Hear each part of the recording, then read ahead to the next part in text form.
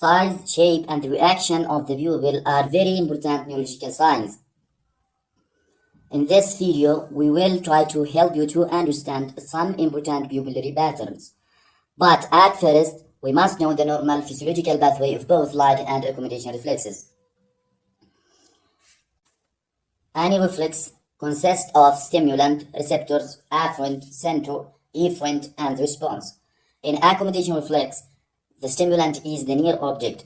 In light reflex, the stimulant is bright light. The receptors are located in the eye.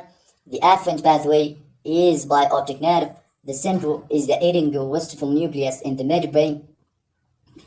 The efferent pathway by oculomotor nerve, and the response is constriction of the pupil. There is a communication between the afferent pathway of both eyes with the Argyll-Robertson nucleus of the other eye. So, if there is stimulation of one eye, the response will occur in both eyes, which is pupillary constriction or meiosis. In this picture, this is the normal shape and size of a normal person pupil. But when we introduce the light, both eyes will respond by pupillary constriction. The first patient, if you find a patient with bilateral small pupil and you do light reflex, you introduce the light to the left eye and the right eye, but there is no response in both eyes. But when you do accommodation reflex, you find that there is a normal response in both eyes. Both eyes undergo pupillary constriction and meiosis. This is called Argyll Robertson pupil. It's a highly specific sign of neurocephalus. What is the mechanism? Why the light reflex is affected and the accommodation reflex hasn't been affected? The problem is the Argyll-Robertson nucleus. Argyll-Robertson nucleus has a peripheral part specific for light reflex and a central part specific for accommodation reflex. Cephalus affect this peripheral part, which is specific for light reflex, so the light reflex is affected, but the accommodation reflex hasn't been affected. The second scenario is that if you find a patient with bilateral pupils, unequal pupils, and when you introduce the light to the affected pupil, which is abnormal size, there is no response to light or accommodation. But when you introduce the light to the normal pupil, you find that this normal pupil responds and constrict and undergo meiosis to both light and accommodation.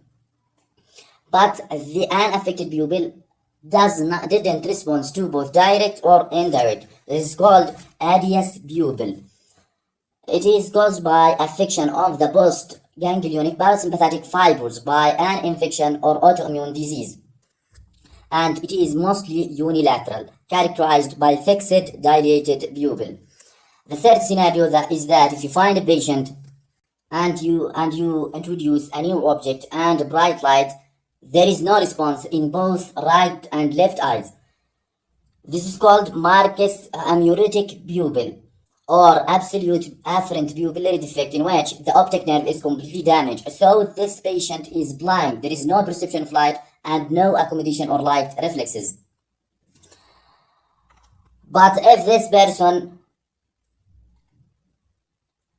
undergo pupillary constriction to both near object and bright light, but in slow, weak pattern, this is called Marcus gum pupil. It is due to relative afferent pupillary defect. This patient has impairment of vision, but not complete loss of vision, and the light reflex and accommodation reflex are weak. The last pattern is the Hutchinson pupil, which is a sign of oculomotor compression, either by intracranial mass or head trauma.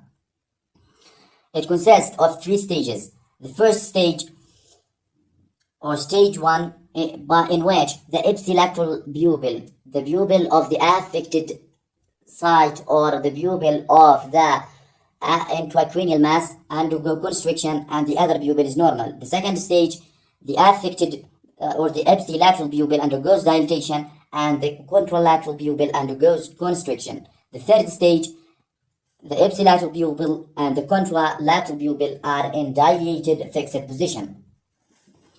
The explanation of this: in the first stage, there is irritation of the oculomotor nerve of the affected or in the ipsilateral side, so it undergoes constriction, but the contralateral side hasn't been affected, so it is in normal position.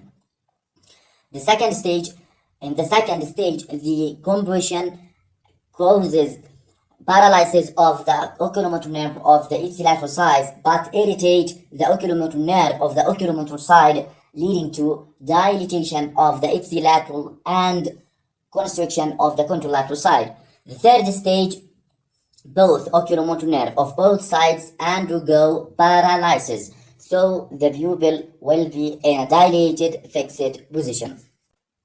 At the end, the pupil is very helpful in diagnosis of many underlying diseases, but in this short video we focused on the most common patterns. In the next video we will learn how to approach to a patient with dilated fixed pupil. Good luck.